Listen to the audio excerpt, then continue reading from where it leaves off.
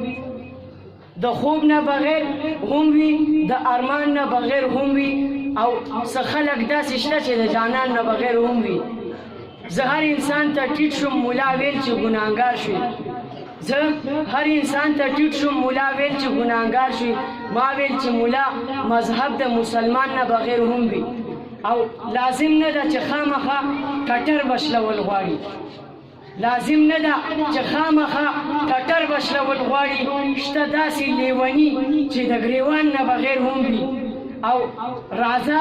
چې د باران شرط به پکې نه کیدو یو بل ته راځه چې د باران شرط به پکې نه کیدو یو بل ته سپرلي زما په خاوره د باران نه بغیر هم وي او ته ستورو پسې خامخا اسمان ته کتل پرېږده ته ستورو پسې خامخا اسمان ته کتل پرېږده څه ستوري داسې وي چې د اسمان نه بغیر هم وي او یو کټ ته مې کتللو چې بلها خلک ورپسې وو یو کټ ته مې کتللو چې بلها خلک ورپسې وو ما ویل د واده کور د چراغان نه بغیر هم وي او ښایست زما د پیغلو د کالو نه دی محتاجه ښایست زما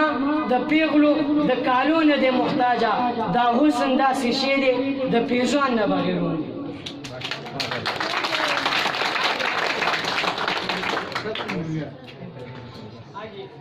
او زمون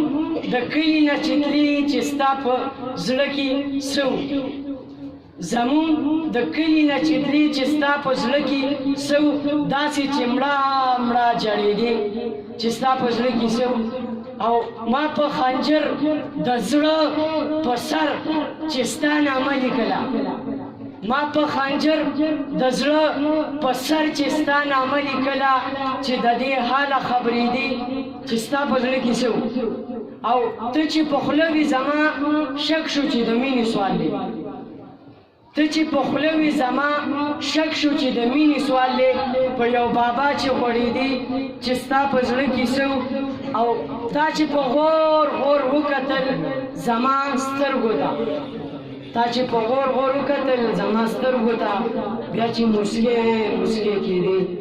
چې ستا په زړه کې څه او ته چې خبر شوې چې شهزاد خو په ما زړه وبایلو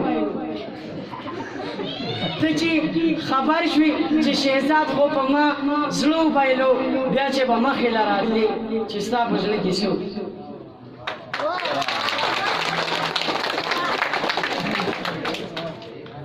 دا زړه مې غواړي چې د تا سره واده وکړم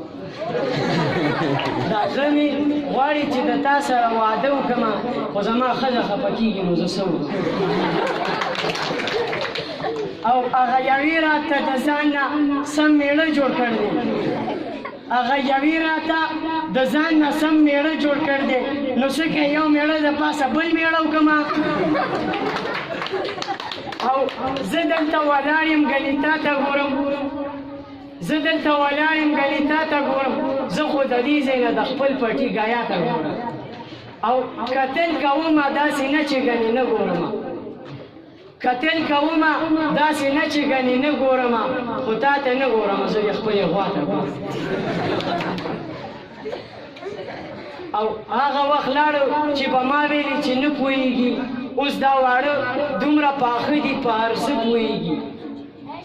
هغه وخت لاړلو چې ما به ویل چې نه پوهېږي اوس دا واړه دومره پاخه دي په هر څه پوهېږي او ما ته په خیال باندې جانانه مې سوچونه کوه زما بچي په انګریزۍ زما نه ښه پوهېږي